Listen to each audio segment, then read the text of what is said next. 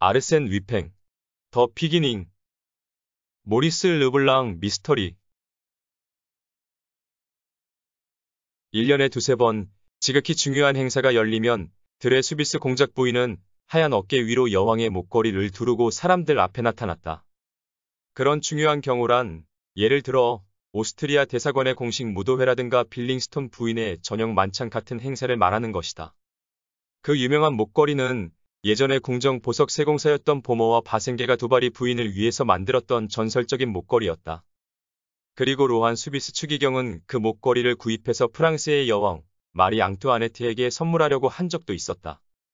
또한 1785년 2월의 어느 저녁 모험을 즐기는 취미로 유명한 드라모테의 공작 부인 잔드 발로아 부인이 남편의 도움을 받아서 그 목걸이를 완벽하게 해체했던 사건이 유명했다. 그 작업의 공모자로는 유명한 사기꾼이었던 레토 드 빌레트가 언급되었다. 진실을 이야기하자면 목걸이의 받침대 마운팅 자체는 진품이었다. 레토 드 빌레트가 그 진품 마운팅을 가져갔고 드라모테 공작과 그의 아내는 하늘에서 내려온 것 같이 아름다운 보석들을 크게 4개의 무리로 나눴다. 보석 세공사 보모의 역작이 그렇게 해체된 것이다.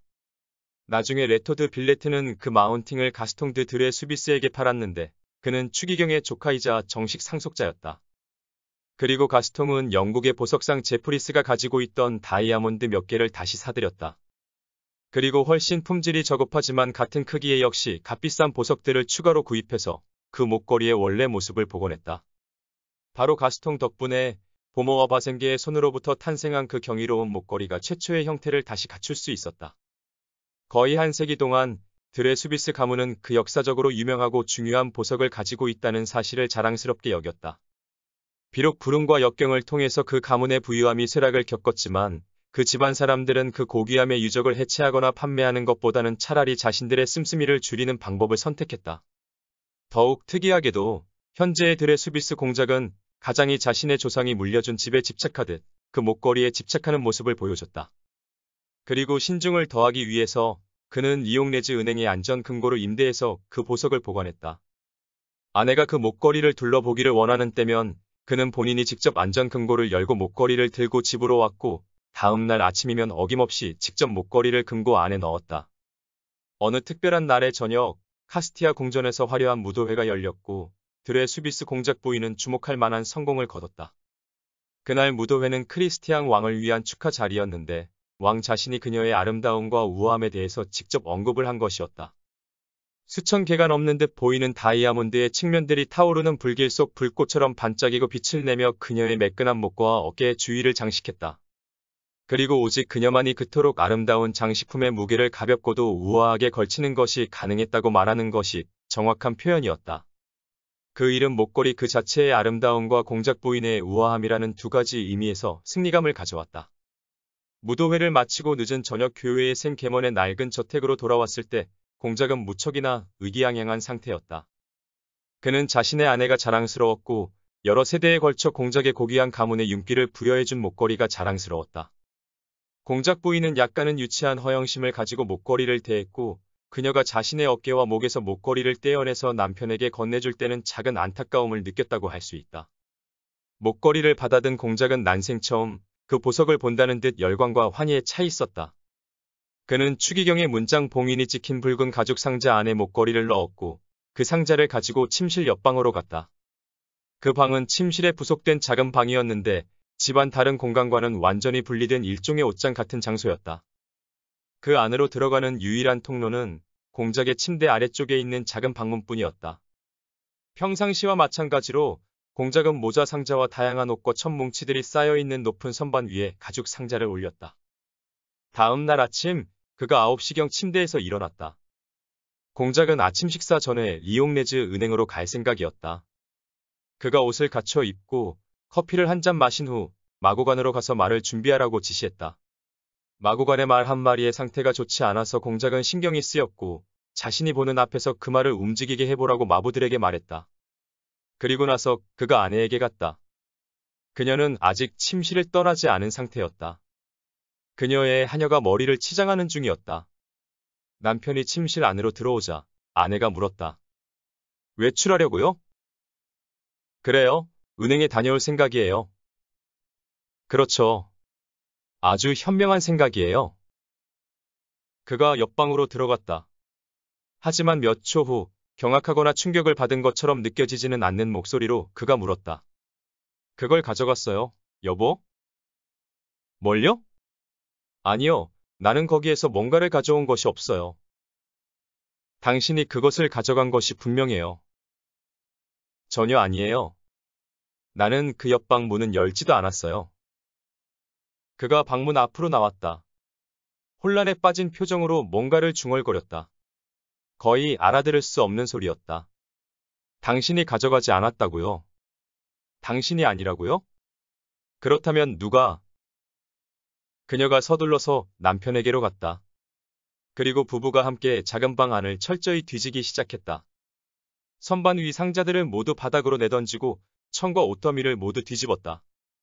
그리고 공작이 실망에 찬 목소리로 말했다. 더 이상 찾아봐야 소용없을 것 같아요. 내가 바로 여기, 이 선반 위에 놨거든요. 당신이 착각하는 걸 거예요. 아니, 아니라고요. 정말로 이 선반 위에 있었어요. 다른 곳이 아니었어요. 두 사람은 양초에 불을 붙였다. 왜냐하면 작은 방 안이 상당히 어두웠기 때문이었다. 그리고 두 사람은 방 안에 있는 옷가지와 상자를 비롯해서 잡동사니들을 밖으로 빼냈다. 잠시 후 방 안 모든 것이 비워졌지만 두 사람은 그 유명한 목걸이가 사라졌다는 사실을 인정할 수밖에 없었다. 쓸데없는 한탄과 비통함으로 시간을 낭비하지 않고 공작은 바로 경찰서장에게 그 사실을 알렸다. 경찰서장, 발로베 씨가 당장 공작의 저택으로 달려왔고 공작 부부의 이야기를 들었다. 그리고 경찰서장이 물었다. 밤사이에 당신 침대 아래를 통과해서 그 방 안으로 들어간 사람이 없다는 것을 확신하십니까? 절대적으로 확신해요. 나는 깊은 잠을 자는 편이 아니에요. 게다가 그 방문에는 빗장이 걸려 있었어요. 오늘 아침 아내가 하녀를 부르려고 초인종을 눌렀을 때 나는 그 방문의 빗장을 푸는 중이었어요. 그 작은 방에 다른 출입구는 없습니까? 전혀 없어요. 창문도 없습니까? 창문은 있지만 모두 닫혀 있어요. 제가 직접 보겠습니다. 양초에 불이 부려졌고 발로베 씨가 방 안창문 쪽을 자세히 살폈다. 창문 주위에는 길고 넓은 목재 틀이 붙어 있었는데 그 틀이 너무 좁아서 창문 양쪽 창틀에 닿지 않았다. 이 창문이 열리는 쪽에는 뭐가 있습니까? 작은 안뜰을 보게 돼요. 이 방 위쪽에는 다른 공간이 있습니까? 위쪽에는 두 개의 층이 있어요. 하지만 하인들의 방이 있는 층에는 안뜰 위쪽으로 닫힌 창살문이 있어요. 바로 그렇기 때문에 이 방이 이토록 어두운 것이죠. 경찰서장이 창문을 싸고 있는 목재 틀을 드러냈고 창문이 단단히 잠겨 있다는 것이 보였다. 만약 누군가 그 창문을 통해서 들어왔다면 잠겨 있는 것이 불가능했을 것이었다. 그렇다면 공작이 말했다. 범인이 우리 침실을 통해서 밖으로 나갔을 수 있기는 하죠. 만약 그랬다면 당신이 오늘 아침 이 방문을 열었을 때 빗장이 풀려 있었을 겁니다. 경찰서장이 잠시 동안 생각에 잠겨서 상황을 분석했다. 그리고 공작 부인에게 물었다. 이 집 하인들 중 어젯밤 부인께서 목걸이를 둘렀다는 것을 아는 사람이 있습니까? 당연히 있어요. 나는 그 사실을 숨기지 않았거든요. 하지만 그 목걸이가 이 작은 방에 숨겨져 있다는 것을 아는 사람은 없었어요. 아무도 말입니까? 아무도 없었어요. 한 명을 제외한다면 아마도요. 정확히 이야기해 주십시오, 부인. 이건 아주 중요한 부분입니다. 그녀가 남편을 향해서 고개를 돌리고 말했다. 나는 앙리에트 생각을 하고 있었어요, 여보. 앙리에트? 그녀는 우리가 목걸이를 여기에 뒀다는 것을 알지 못했을 거예요. 확실한가요? 그 앙리에트라는 여자가 누구입니까? 발로베 씨가 물었다. 제 학교 친구예요. 자신보다 아래 신분의 남자와 결혼을 했고 그 이후로 집안에서 의절을 당했어요. 그리고 남편이 죽고 나서 그녀와 아들이 불쌍한 처지가 되어서 내가 우리 저택에 방을 하나 내줬어요. 그녀는 바늘을 아주 잘 다루고 나를 위해서 옷을 고치는 일을 해주죠. 그녀는 어느 층에서 머물고 있습니까? 우리 침실과 같은 층이에요. 저쪽 복도 끝방이에요. 그리고 그녀 방 안에 작은 부엌이 있는데 그것이 내려보는 곳이. 그 작은 안뜰을 내려보고 있군요. 안 그렇습니까? 그래요. 이 작은 방 바로 맞은편이에요. 발로베 씨가 앙리에트를 만나야겠다고 부탁했다. 그들은 그녀의 방으로 갔다. 그녀는 바느질을 하고 있었고 6살인 아들 라울은 그녀 옆에 앉아서 책을 읽고 있었다. 경찰서장은 그녀에게 제공된 방이 너무나도 형편없다는 사실에 충격을 받았다. 그 장소는 단 하나의 방이었고 벽난로도 없었다. 다만 간이 부엌 역할을 하는 아주 작은 공간이 옆에 붙어 있었다. 경찰서장이 그녀에게 질문을 시작했다. 그녀는 도둑이 들었다는 사실에 충격과 공포를 느끼는 듯했다. 어젯밤 그녀는 공작 부인이 옷을 입는 것을 도왔고 공작 부인의 목과 어깨에 목걸이를 두르는 것을 도왔다. 세상에나. 그녀가 소리쳤다. 불가능한 일이에요. 그렇다면 당신 생각은 어떻습니까? 의심스러운 정황이나 사람이 있습니까? 도둑이 당신 방을 통과했을 가능성도 있지 않을까요? 그녀가 무심하게 웃음을 터뜨렸다. 그녀는 자신이 의심의 대상이 되고 있다는 생각은 하지도 못하는 듯 보였다. 하지만 나는 이 방에서 나가지 않았어요. 나는 방 밖으로 나가지 않아요. 그리고 아마 당신도 그런 것을 직접 느끼실 수 있으실 텐데요. 그녀가 부엌 위쪽 창문을 열고 말했다. 보이시죠? 이 창문에서 저 맞은편 창문턱까지는 적어도 3m 이상이 떨어져 있어요. 도둑이 저런 방법으로 침입했을지도 모른다고 누가 당신에게 말해줬습니까? 하지만 그 목걸이는 중앙 침실 옆방 안에 있었잖아요. 안 그런가요? 그 사실은 어떻게 알았습니까? 그러니까 그냥 나는 그 사실을 언제나 알고 있었어요. 밤이 되면 목걸이를 그 방에 보관한다는 것을 알고 있었어요. 내가 있는 자리에서 공작 부부가 그렇게 말한 적이 있었거든요. 그녀의 얼굴은 아직 젊음을 유지하고 있었다. 그녀의 얼굴 위로 결코 놓칠 수 없는 슬픔과 체념의 빛이 떠올랐다. 그리고 이제 그 얼굴 위로 걱정스러운 기색이 엿보였다. 자신에게 위협과 위험이 다가오는 것은 아닌가 하는 걱정이었다. 그녀가 아들을 품 안으로 당겼다. 아이가 엄마의 손을 잡더니 다정스럽게 입을 맞췄다.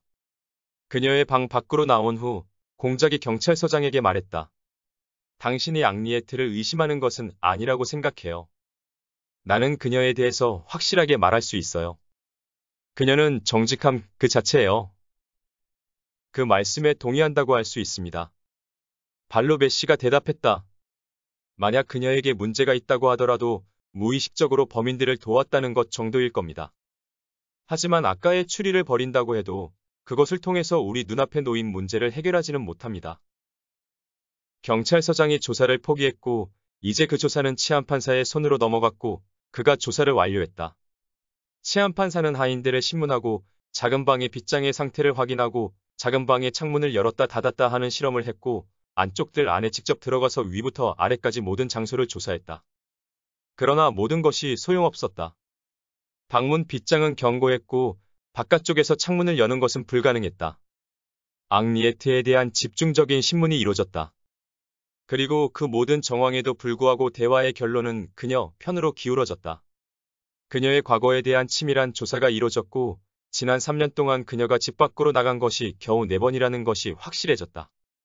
그리고 그 4번의 외출 이유 역시 만족스러울 정도로 깔끔하게 설명되었다. 사실 그녀는 공작 부인의 침실 하녀이자 재봉사로 일하고 있었는데 공작 부인이 그녀를 대하는 태도는 지극히 엄격해서 거의 가혹하다고 보일 정도였다. 그 주가 다 가도록 치안판사는 경찰서장이 발견한 것 이상의 결정적인 근거나 정보를 얻어내지 못했다. 치안판사가 말했다. 의심이 가는 정황과 사람이 있기는 합니다. 물론 확신은 없습니다만.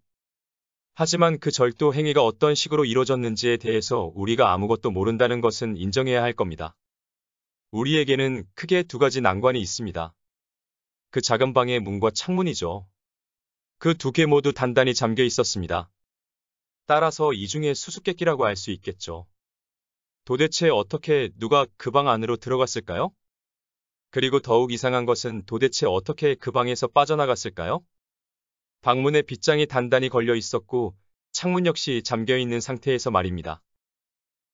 4개월이 지난 후 치안판사가 은밀하게 그 사건의 결론을 내렸다. 공작과 공작 부인은 돈이 궁한 상태였고 그 상태 자체가 그들에게는 일상적이었기 때문에 여왕의 목걸이를 팔았다는 것이 그의 결론이었다. 그리고 치안판사는 수사를 종결했다. 그토록 유명한 보석을 잃어버린 것은 들의 수비스 가문에 심각한 타격이 되었다. 그렇게 희귀한 보물을 가지고 있었기 때문에 비록 현금이 부족했지만 넉넉한 자산을 가졌다고 간주되었던 공작 가문의 신용도가 급격하게 하락했다. 그리고 공작 부부는 자신들의 채권자들과 대출업자들이 너무 공격적으로 변했다는 사실을 깨달았다. 그들은 일상적인 비용 지출을 재빨리 줄여야만 했고 조금이라도 상업적인 가치가 있는 소유물은 모두 담보로 내놔야만 했다. 간략하게 이야기하자면 아주 먼 조상과 일가 친척 2명이 그들에게 거대한 유산을 남겨주지 않았다면 그들은 파산에 직면했을 정도로 궁지에 몰렸다가 겨우 살아났다. 공작 가문은 가문 문장의 4분의 1이 사라진 듯 막대한 몰락과 쇠락의 고통을 겪어야만 했다.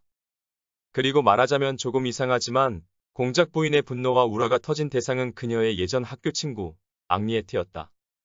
공작 부인은 그녀에게 가장 심한 모욕적인 표현과 감정을 분출했고 심지어는 사람들 앞에서 그녀를 범인으로 몰기도 했다. 처음에 앙리에트는 자신만의 방에서 쫓겨나 하인들의 방에서 지내야만 했다. 하지만 바로 다음 날 그녀는 공작의 집에서 쫓겨났다. 그 이후로 한동안 공작과 공작 부인은 무사평온한 나날을 보냈다. 그들은 아주 많은 여행을 즐겼다. 그 기간 동안 기록에 남은 사건이 단 한 가지였다. 앙리에트가 그 집에서 쫓겨난 지 몇 개월 후 공작 부인은 앙리에트의 서명이 담긴 편지를 받았다. 그 편지를 읽은 그녀가 충격에 빠졌다. 존경하는 공작 부인님, 당신에게 어떻게 감사를 표해야 할지 모르겠어요. 당신이 그것을 보냈기에 너무나도 감사해요. 당신이 아니라면 누가 그것을 보냈겠어요? 다른 사람이 그것을 보내줬다는 것은 불가능해요. 당신을 제외하고는 그 누구도 내가 어디에서 사는지 몰라요. 만약 내가 잘못 알고 있다면 나를 용서해줘요. 당신이 내게 보내준 호의에 대해서 정말로 감사해요.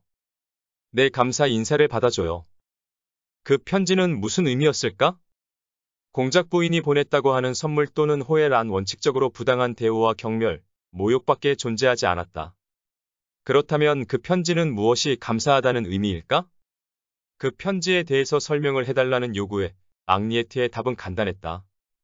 우체국을 통해서 편지를 하나 받았는데 그 편지 봉투 안에는 1000프랑 지폐가 2장 들어 있었다는 것이었다. 그녀가 답장에 그 편지 봉투를 동봉했다. 그 편지 봉투에는 파리 우체국 소인이 찍혀 있었고 수신 주소는 필체를 속이기 위해서 일부러 엉터리로 적혀 있었다. 그렇다면 그 2000프랑은 어디에서 온 것이었을까? 누가 그 지폐를 보냈을까? 그리고 왜 그 지폐를 앙리에트에게 보냈을까? 그리고 12개월이 흐른 뒤 앙리에트는 비슷한 편지와 비슷한 금액의 지폐를 다시 받았다. 그리고 세 번째, 네 번째 편지를 받았다. 그리고 6년 동안 매년 비슷한 금액의 지폐가 그녀에게 배달되었다. 그리고 5번째와 6번째 해에는 금액이 2배로 증가했다. 그것 말고도 변한 것이 있었다. 우체국의 고위 당국자들이 그 편지들 중 하나를 몰수했다. 제대로 된 등기 우편 양식이 아니라는 핑계였다. 마지막 편지들 중 마지막 2개는 제대로 된 우체국 규정에 맞는 것이었고 하나는 생게먼의 우체국에서 발송되었고 다른 하나는 슈네스에서 발송되었다. 첫 번째 편지에는 앙케티라는 서명이 적혀 있었고 두 번째 편지에는 페차드라는 이름이었다. 발송자가 우체국 직원에게 알려준 주소는 거짓이었다. 6년이 흐른 후 앙리에트가 죽었고 이 모든 수수께끼가 해결되지 않고 남겨졌다. 이 모든 사건과 이야기들이 대중에게 알려졌다. 이 사건은 사람들의 흥미와 호기심을 크게 자극했다. 그리고 18세기가 끝날 무렵 만들어진 목걸이가 당대 프랑스의 모든 사람들에게서 큰 반향을 일으켰다는 사실과 100여 년이 지난 후 동일한 목걸이가 또다시 사람들의 관심의 대상이 되었다는 사실은 묘한 우연이라고 할 수 있다. 하지만 지금부터 여기에서 설명될 이야기는 그 사건에 직접적으로 연관된 사람들에게만 알려진 것이다. 또한 공작은 이 이야기를 아는 사람들에 대해서 철저한 비밀을 지키겠다는 약속을 강요했다. 언젠가 또는 조만간 그 약속이 깨질 날이 올 것이고 그날이 오면 나는 그 수수께끼의 핵심이 되는 열쇠를 공개하고 그 앞을 가린 면사포를 찢어내는데 망설이지 않을 것이다. 바로 이틀 전 그 수수께끼의 앙리에트의 편지에 대한 기사가 파리의 모든 신문에 실렸다. 그리고 그 특이한 편지들은 설명 불가능한 이 드라마를 가리고 있는 그림자와 안개를 더욱 짙게 만들었다. 닷새 전 몇 명의 손님들이 드레 수비스 공작과 저녁 만찬을 즐겼다. 그 자리에는 몇 명의 중요한 귀부인들이 있었고 공작의 조카 2명과 사촌이 자리했다. 또한 파리에서 명망 높은 신사들이 참석했다. 에사빌의 시장과 국회의원 보차스, 기병 장교 플로리아니가 있었는데 기병 장교와 공작은 아주 오래전 시칠리아에서 만난 사이였다. 그리고 공작의 오래된 사교 클럽 친구인 마르키스 드 루즈에르 장군도 있었다. 식사를 모두 마친 후 부인들이 커피를 가져왔다. 그리고 응접실을 떠나지 않는다는 것을 조건으로 부인들은 신사들에게 담배를 피워도 좋다고 허락했다. 대화 주제는 일반적인 것들이었다. 그러다가 마침내 손님 중 한 명이 명성을 얻은 범죄자들에 대한 이야기를 우연히 시작했다. 그리고 마르키스 드 루즈에르 장군이 여왕의 목걸이 사건을 언급함으로써 공작을 당황하게 만들겠다는 짓궂은 생각을 했다. 사실 그 주제는 공작이 기피하는 것으로 알려진 것이었다. 그 자리에 모든 사람들이 각자의 의견을 말했다. 물론 그들이 이야기한 추리들은 서로 상충되는 것이었을 뿐만 아니라 실현 가능성이 전혀 없는 것들이었다. 그러면요. 공작 부인이 기병 장교 플로리아니에게 물었다. 장교님 생각은 어떠신가요? 저는 아무런 의견이 없습니다. 부인. 그러나 모든 손님이 그의 답변을 수긍하려 들지 않았다. 그러자 결국 기병 장교는 시칠리아 섬 팔레르모의 치안판사였던 자신의 아버지와 함께 참여했던 다양한 사건과 모험들에 대해서 유쾌하고 흥미로운 이야기를 시작했다. 그리고 그는 그런 이야기들을 통해서 자신의 취향과 판단력을 기를 수 있었다고 덧붙였다. 고백하건대 그가 말했다. 나는 가장 똑똑한 형사나 탐정이 포기했던 사건들의 수수께끼를 푸는데 성공한 적도 있었어요. 물론 그렇다고 내가 셜록 홈즈라고 주장하는 것은 아니에요. 게다가 나는 그 여왕의 목걸이 사건에 대해서는 아는 것이 전혀 없어요. 그러자 그 자리의 모든 사람들이 공작을 바라보았고 그는 마지못해서 그 절도 사건에 관련된 모든 상세한 정황에 대해서 설명해야만 했다. 기병 장교가 잠자코 그 말을 듣더니 생각에 잠겼다가 몇 가지 질문을 했다. 그리고 말했다. 굉장히 이상하군요. 한눈에 파악되는 것은 그 문제가 너무나도 단순하다는 것처럼 보인다는 것이죠. 공작이 어깨를 으쓱거렸다. 다른 손님들은 의자를 당겨서 기병 장교에게 다가갔다. 그가 위험에 찬 목소리로 말을 이었다. 일반적인 규칙으로 말하자면 어떤 범죄 또는 절도를 저지른 자를 찾아내기 위해서는 그 범죄 또는 절도가 어떻게 실행되었는지 알아내는 것이 필수적이죠. 아니면 적어도 어떻게 실행되었을지에 대한 추론이라도 존재해야 해요. 이번 사건의 경우에는 그보다 단순한 경우는 없을 거예요. 왜냐하면 몇 가지의 장황한 추론을 하지 않아도 단 한 가지 확실한 사실이 존재하거든요. 다시 말해서 그 도둑은 침실의 옆방 방문 또는 그 작은 방을 창문을 통해서 안으로 들어갔을 것이라는 것은 너무나도 분명한 사실이에요. 그리고 어떤 사람도 바깥에서는 빗장으로 잠긴 방문을 열 수 없다는 것도 사실이고요. 따라서 도둑은 그 작은 방의 창문을 통해서 들어갔을 거예요. 하지만 그 창문은 닫힌 상태에서 잠겨 있었어요. 그리고 다음 날 아침 내가 다시 봤을 때도 닫혀 잠긴 상태였고요. 공작이 단호하게 선언했다. 그 범죄를 실행하기 위해서라면. 플로리아니는 공작의 단호한 선언에 무관심한 듯 말을 계속했다. 범인은 널빤지나 사다리를 이용해서 다리를 하나 만들기만 하면 됐을 거예요. 그리고 부엌 바깥쪽 발코니와 창문의 턱 사이에 그 다리를 놨겠죠. 그 다음에 보석 상자를 훔쳤겠죠. 하지만 지금 다시 말하는데 창문은 닫혀 잠긴 상태였다고요. 공작이 참지 못하고 소리쳤다. 이번에는 플로리아니로서도 공작에게 반응하지 않을 수 없었다. 그는 아주 침착하고 무심하게 공작에게 대꾸했다. 마치 공작의 반대 의견이 세상에서 가장 무가치하고 자잘한 문제라는 듯한 태도였다. 나도 그것이 사실이라는 것을 인정해요. 하지만 그 창문의 위쪽 부분에는 작은 채광창이 있지 않나요? 그걸 어떻게 알았죠? 우선 첫째, 바로 이 저택이 지어진 시대에는 그런 채광창을 덧붙이는 것이 관습이었어요. 그리고 둘째, 그런 채광창이 있다고 가정하지 않으면 그 도둑질 자체를 설명할 수 없죠. 그래요. 작은 채광창이 창문 위에 있어요. 하지만 그것 역시 닫혀 있었어요. 결과적으로 보면 우리는 그 채광창에 큰 주의를 기울이지는 않았지만요. 그것이 실수였어요. 만약에 당신들이 그 당시 그 채광창을 살펴봤다면 그것이 열려 있다는 것을 발견했을 테니까요. 하지만 어떻게 열었다는 건가요? 내 추측으로는 다른 채광창들과 마찬가지로 그 작은 방의 채광창 역시 아래쪽에 달린 작은 고리와 철사를 통해서 열릴 거예요. 안 그런가요? 맞아요. 하지만 나로서는 어떻게 한다는 말인지 모르겠군요. 그러면 이제 창문에 있는 작은 구멍을 이용할 수 있었을 거예요. 그 범인은 어떤 도구의 도움을 받았을 거고, 예를 들면 끝에 갈고리가 달린 자루 같은 것을 창문 구멍 사이로 밀어넣고 그 채광창의 고리를 잡은 다음 채광창을 열 수 있었겠죠. 공작이 웃음을 터뜨리더니 외쳤다. 훌륭하군, 훌륭해. 당신의 추론은 매우 영리하게 이루어졌군요. 아주 좋아요. 하지만 당신은 한 가지를 간과하고 있어요. 바로 그 창문에는 구멍이 없었다는 것이죠. 구멍이 있었어요. 만약에 있었다면 우리가 그 창문을 살폈을 때 알아차렸겠죠. 그 구멍의 존재를 알아차리려면 의식적으로 그것을 찾아야 해요.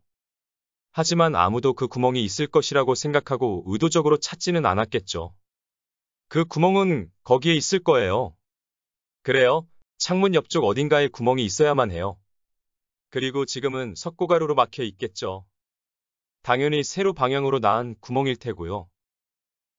공작이 자리에서 일어났다. 그가 흥분했다는 사실이 또렷하게 보였다. 그는 응접실 안을 이리저리 두세 번 정도 왔다 갔다 걸었다. 매우 불안하고 흥분된 모습이었다. 그리고 공작이 플로리아니에게 다가서더니 말했다. 그 사건 이후로 그 방에 들어간 사람은 없어요. 그러니 아무것도 변한 것은 없을 거예요. 아주 좋아요. 좋아. 이제 공작께서 직접 내 설명이 정확한지 아닌지 확인할 수 있겠군요. 당신의 추리는 치안판사가 밝혀내고 확증한 사실들과 일치하지 않아요. 그리고 당신은 현장을 본 적도 없어요. 당신이 하는 이야기는 우리가 발견하고 직접 확인하고 알아낸 것과 모든 면에서 상충해요. 플로리아니는 공작이 불평하듯 투덜거리는 소리에 관심을 기울이지 않았다. 그가 무심한 미소를 짓더니 말했다. 이런 세상에나, 공장님. 나는 그저 내 추론을 말한 것뿐이에요. 그것이 전부죠. 만약 내가 실수한 것이라면 당신은 그것을 쉽게 증명할 수 있을 거예요.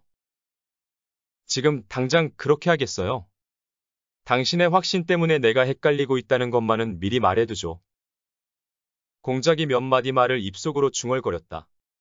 그리고 갑자기 응접실 문으로 달려가서 밖으로 뛰어나갔다. 그가 사라진 사이 아무도 말을 꺼내지 않았다. 그 깊숙한 침묵 덕분에 응접실 안공기가 거의 진중한 비극의 분위기를 띄었다. 마침내 공작이 돌아왔다.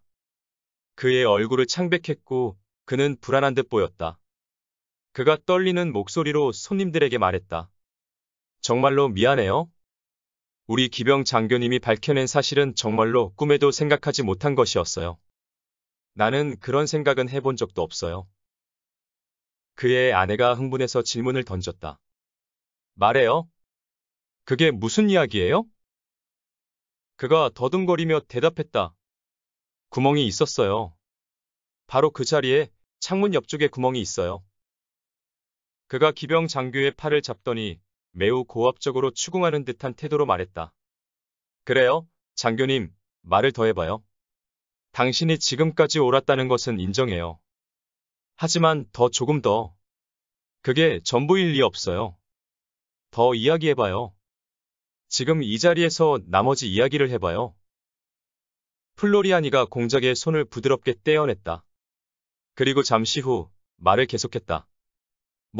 내 생각에는 바로 그런 식으로 일이 일어난 것이죠. 범인은 그날 밤 공작 부인이 여왕의 목걸이를 두를 것이라는 것을 알고 있었고 당신들이 무도회에 간 사이에 자신의 널빤지 또는 임시 다리를 준비했겠죠. 그리고 작은 창을 통해서 당신을 지켜보고 있다가 당신이 목걸이를 어디에 숨기는지 봤을 거예요. 그 다음에 그는 창문 유리를 조금 자른 후 채광창에 고리를 당겼죠. 그렇군요. 하지만 채광창을 통해서 창문의 잠금 장치에 손을 뻗기에는 거리가 너무나도 멀어요. 그것은 불가능해요. 그렇다면 만약 채광창을 통해서 손을 넣어 창문을 열지 못했다면 범인은 그냥 채광창을 통과해서 안으로 들어갔을 수 있죠. 불가능해요. 그 채광장은 너무 작아요. 그 어떤 사람도 그것을 통과할 수는 없어요. 그냥 사람이 아니었다고 생각할 수 있죠. 플로리아니가 단호하게 말했다. 뭐라고요? 한 사람에 들어가기에는 채광창이 너무 작다고 하면 그것은 분명 어린아이였을 거예요. 어린아이? 공작 부인의 친구라는 앙리에트에게는 아들이 있다고 하지 않았던가요? 그래요? 그의 이름은 라울이었어요. 그렇다면 가능한 설명은 그 범죄를 저지른 것은 라울이라고 할 수 있겠네요. 그 주장에 있어서 당신은 무슨 증거를 가지고 있는 건가요? 증거라고요? 아주 많죠. 예를 들자면 이런 것이죠. 그 순간 그가 말을 멈추더니 잠시 생각에 잠겼다가 다시 말을 이었다. 예를 들어서 그 널빤지 또는 다리가 그렇죠. 어린아이가 그런 물건을 들고 집 밖에서 안으로 들어왔다고 생각하는 것은 불가능해요. 그런 커다란 물건을 들고 다니는 것이 다른 사람들 눈에 띄었을 테니까요. 그러니 그 아이는 뭔가 근처에 있는 것, 손쉽게 얻을 수 있는 것을 활용했을 거예요. 앙리에트의 방에는 부엌으로 사용되던 작은 공간이 있었다고 했죠. 그렇다면 거기에는 펜이나 접시를 올려놓는데 사용한 김판자나 선반 같은 것이 벽에 걸려 있지 않았나요? 내가 제대로 기억한다면 선반이 2개 있었어요. 그러면 그 선반들이 모두 그것을 떠받치고 있는 받침대에 단단히 고정되어 있었는지에 대해서 확신할 수 있나요? 만약에 고정되어 있지 않았다면 어린아이가 그 선반들을 떼어내서 한꺼번에 묶어서 고정시킨 다음 자신의 용도에 맞춘 다리로 사용했다고 가정하는 것이 정당화될 거예요. 아마도 그 방 안에는 소형 난로가 있었을 테니까 그 채광창을 여는데 사용한 부직갱이 같은 것도 찾을 수 있을 거예요. 단 한마디 말도 하지 않고 공작이 방을 나갔다. 응접실에 남아있던 사람들은 이번에는 불안이나 걱정, 초조함 같은 것을 느끼지 않았다. 그들은 플로리아니가 옳다는 것을 확신할 수 있었다. 그래서 공작이 다시 방으로 돌아와서 선언하듯 외쳤을 때 아무도 충격을 받지 않았다. 그 아이가 한 짓이 맞군요. 모든 것이 그것을 증명하고 있어요. 내가 추리한 선반과 부직갱이를 확인했나요? 그래요. 선반의 못은 빠져 있었고 부직갱이는 아직도 그 자리에 있어요. 하지만 공작 부인이 소리를 질렀다. 범인은 그의 어머니였다고 말씀하셨다면 오히려 다행이었을 거라고 생각해요. 앙리에트는 이미 용의자였어요. 그녀가 아들을 시켜서, 아니 강요해서 그런 짓을 저지르도록 했을 거예요. 아니에요. 기병 장교가 확신에 차서 대답했다. 그 어머니는 이 사건과 아무런 상관도 없어요. 말도 안 돼요? 2사람은 같은 방에서 머물고 있었어요. 어린아이가 그런 행동을 하는 동안 어머니가 알아차리지 못했을 리 없어요. 그 말은 맞아요. 2사람은 같은 방에서 살고 있었죠. 하지만 이 사건은 한밤중 당신들의 침실 옆 작은 방에서 일어났어요. 어머니는 잠들어 있었을 거고요. 그렇다면 그 목걸이는요? 공작이 말했다. 아이의 물건들 사이에서 목걸이가 나왔어야 했죠. 양해를 구해야겠군요. 아이는 밖에 나갔다 온 상태였을 거예요. 그날 아침 당신들이 아이가 책을 읽고 있는 것을 본 순간 아이는 이미 학교를 다녀온 상태였을 거예요. 그러니 경찰서장이 결백한 어머니를 신문하느라 시간을 낭비하는 대신 사람을 아이의 학교로 보내서 교과서와 아이의 책상을 뒤지는 것이 훨씬 나은 결과를 가져왔을 거예요.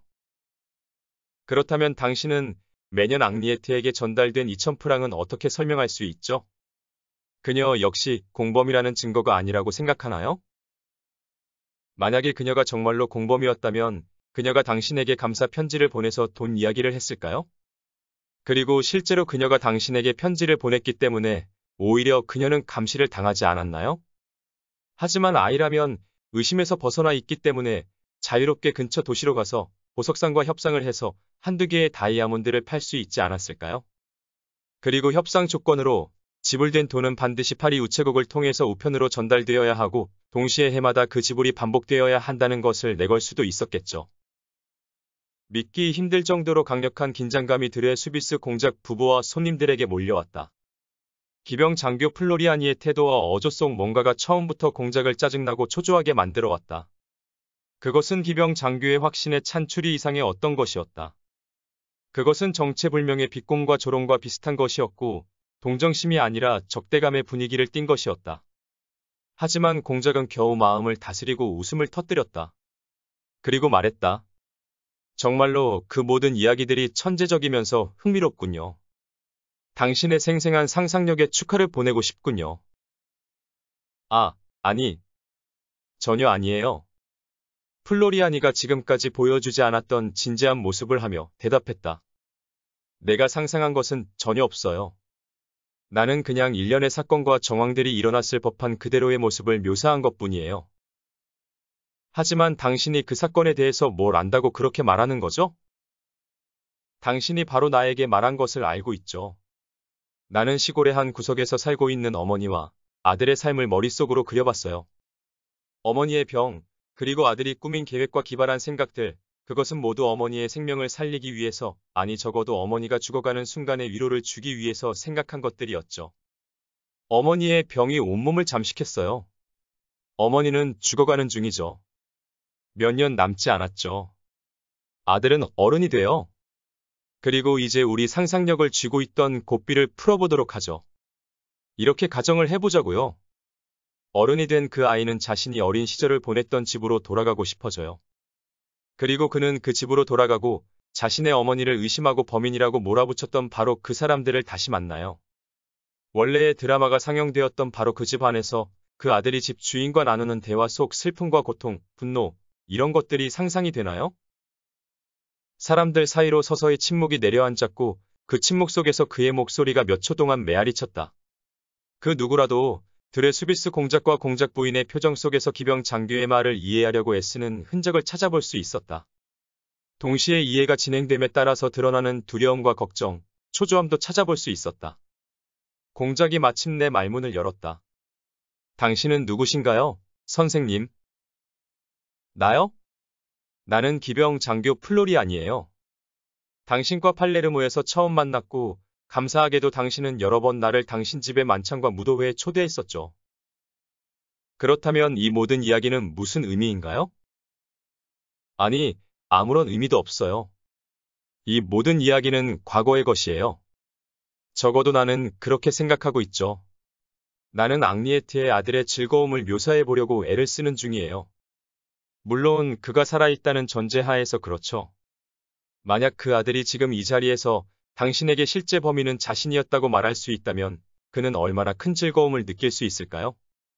그가 그런 범죄를 저지른 것은 자신의 어머니가 생계를 이어가는 방법이었던 이 집의 하녀 역할을 그만두게 되었고 그래서 불행했기 때문이라고 말한다면요?